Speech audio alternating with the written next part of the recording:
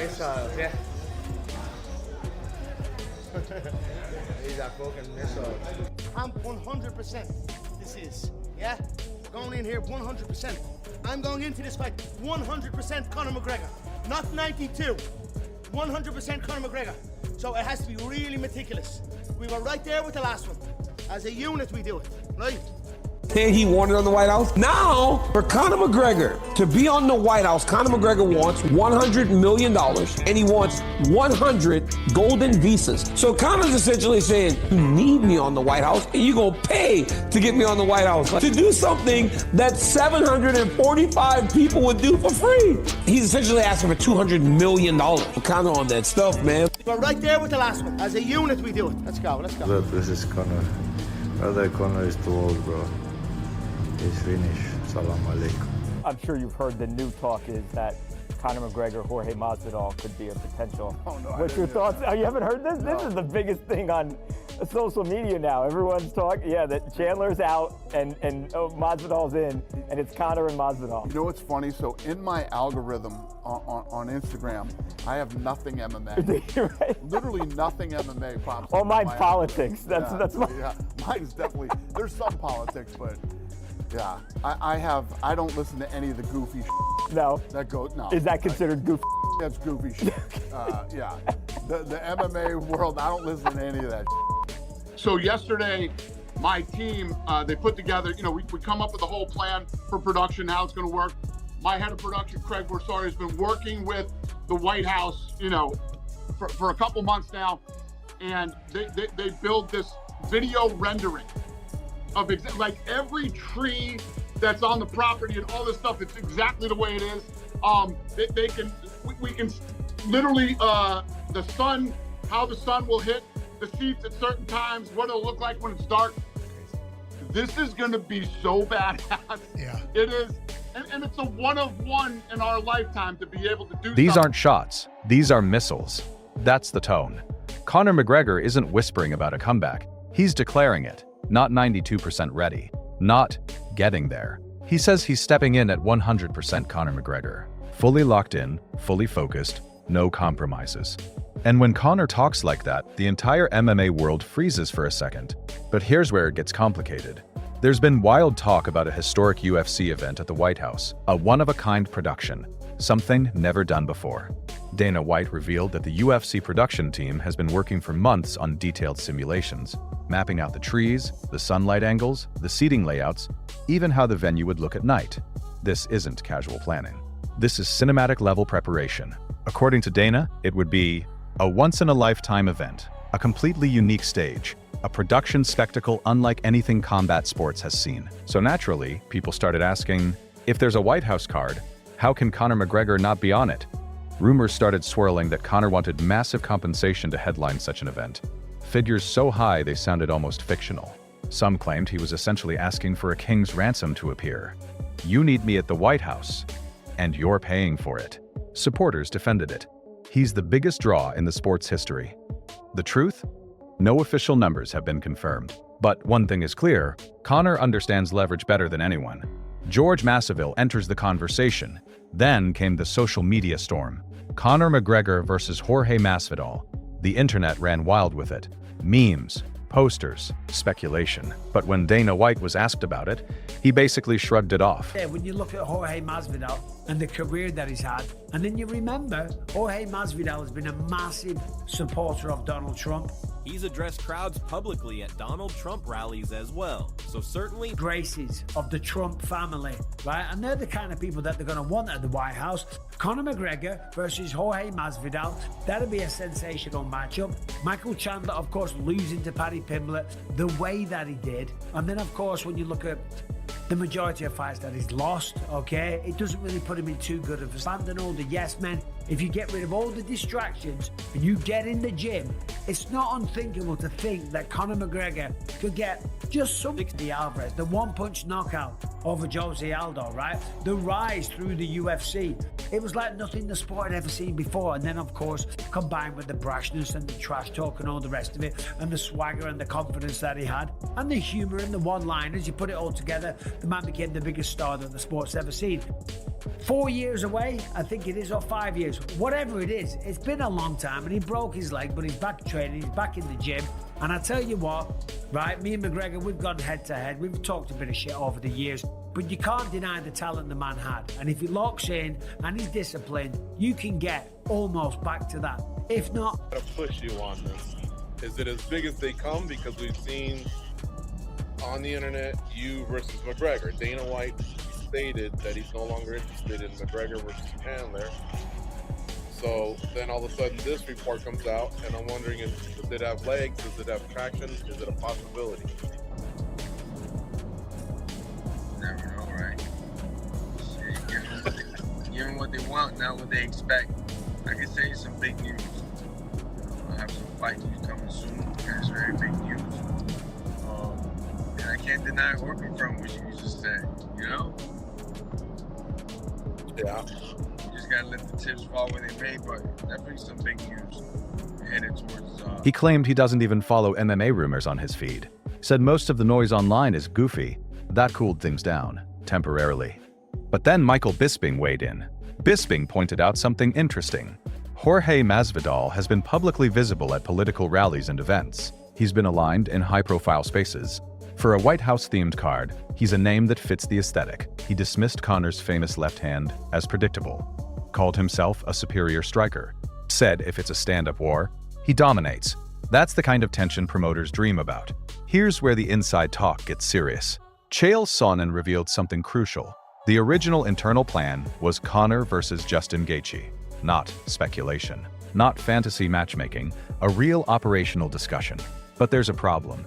Conor reportedly does not want to return to 155 pounds, not because he can't, but because he doesn't want to cut back down. Physically, strategically, and mentally, he may be done with that division. I don't like that fight, because you're talking about everybody else but me, because he knows I'll snipe his ass quick. That little lucky left shit he does ain't gonna work with me, a premium striker, brother. I'm gonna see that shit a mile away and slap him in the face. You know, so I don't think versus Brandon ever would have been good. I'm gonna beat the fucking dog shit out of him, straight up stand-up style.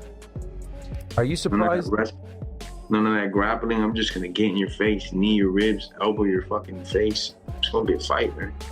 Are you surprised, Jorge, that he's moving on, Dana White is, from the Chandler fight? Because it's been like 2.5 years in the making. They were supposed to fight 2 summers ago. Like, are you surprised that he was that dismissive of it in that interview? I mean, Chandler's a big name in the sport. He's a huge name and stuff. So I don't know. I don't know how close it was to begin with to being on the White House card. If that was all speculation from the start, or at one point the UFC did want that fight, I don't know all these things. You know, it's just I know that they have a very in-depth team that. They have a guy that counts comments when somebody gets a picture. They have another guy that's looking at just the algorithm. They're having an in-depth team of who's gonna make the biggest noise possible. And I'm sure they're running through that team and they're gonna decide, you know. If you ask me, obviously it should be me. This is not speculation. I'm going to share inside information with you, but the plan, right? Everything's a little loose, but the plan, the operating plan was that Conor McGregor at the White House would fight Justin Gaethje. So it was also a belief. One thing Conor does not want to do, and again, this is not speculation. I'm protecting my source, but telling you, giving you some real information here, accurate. One thing Conor does not want to do is go down to 155 pounds. And he doesn't want to do it for a number of reasons, and none of which bigger than just going, why? What for? Like, that's not what this is about. It doesn't matter what this weight class is. Okay. And I'm very confident in telling you that Conor will not go. Grudge match, June 14th, America's 250th birthday, Justin Gaethje versus Conor McGregor. What about that? You think it's just so many possibilities, man. But you understand, America's birthday, bring an Irish drunk guy to the White House, make sure he doesn't have any drugs on him or cocaine, fight Justin Gaethje, fight Conor, been running for all his life. But I think right now Conor's, I think right now he doesn't have options. Or listen, he can do whatever he wants, but I would love to see this fight. And I think, listen, I might not like Conor, but I think Conor was at one point, he was a really, really good fighter. And I cannot take this away from him, you know? But I believe it's level to this. And I believe now Justin Gaethje is on a different level. They're about the same age. Right here, right now, Gaethje McGregor is still on the table. And I think that should be pulled. I do not believe that Conor should walk into a title fight, but moreover, I will tell you, and Conor will too, he's not going to 155. Now, the promotion does not yet have that through their head. They are still pushing for Conor and 155. This is all extremely accurate information. So, I think there's a lot of options for McGregor. I really think that if it's not him versus Chandler, it should be. We really should look at that. We fans were promised a certain fight. We fans have been pretty damn patient. And I don't know that side was considered. And I think that when that side does get considered, that it's going to lean. Conor have more championship belts than Gaethje. Honestly, this fight should have happened a long time ago. Be honest with you. But it never happened. But it is what it is. You know, can you imagine? You think, what's a bigger fight than Conor McGregor versus Justin Gaethje? Dude, that would be an amazing fight. And I know you said a number of times it almost came together. I want to come together because I don't think Conor, he wanted to fight Justin. Justin Gaethje is a Conor, you know, so they want to fight with him. He has too much to lose, but having fun. If this is what he wants, if I was a fighter, that's the fight I'll fight, me personally. Who's the opponent? Dana says it's not Conor, so we'll see who it is. Do you have a preference if it's not Conor? Obviously, I know you want to fight Conor, but I mean, yeah, I mean, obviously that's the fight. That's the fight to me that makes the most sense when it comes to Occam's razor. Like, the most obvious choice should be the choice. The most obvious solution should be the solution. We've already got the build-up. We've already got the backdrop. We've already got the animosity. We've already got the footage.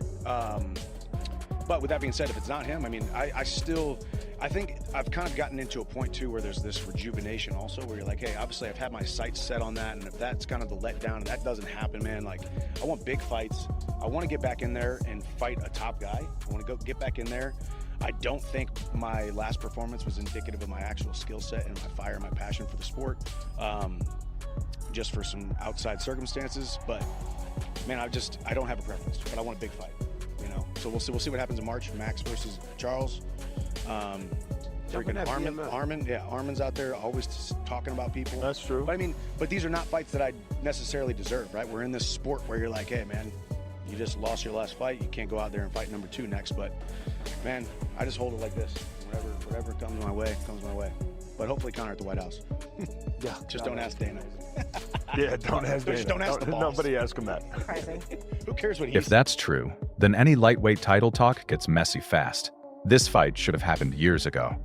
Justin Gaethje versus Conor McGregor is pure violence on paper. 2 devastating strikers, 2 knockout artists, 2 men who rarely take backward steps, but there's risk involved. Gaethje is a different animal in this stage of his career. Composed, brutal, experienced. And some believe Conor has more to lose than to gain. Let's not forget, the Chandler fight was promised, the build-up happened, the coaching show happened, the rivalry simmered for years. Chandler still believes it makes the most sense. He called it the most obvious solution, said the animosity is already built, said the footage, the tension, the marketing is ready. But even he admits, he just wants a big fight. Conor is the biggest. If not Conor, he'll take someone elite. But he hasn't given up hope. John Anik raised another valid point. If McGregor versus Chandler happens at 170, it doesn't impact the lightweight title picture at all. Meanwhile, Arman Tsarukyan has made it crystal clear he only wants the belt. Or Conor. He even called himself Conor's nightmare. That's confidence or strategy. Because stylistically, Arman is a terrible matchup for a returning McGregor. And maybe that's why it hasn't materialized. This is the core question. We've heard the confidence before, we've seen the swagger before, but it's been years. There was a devastating leg injury. The sport has evolved. The division has evolved, who he's fighting. And maybe that uncertainty is intentional. Because with Conor McGregor, the mystery is part of the promotion. Drop your prediction below, and don't forget to subscribe this channel.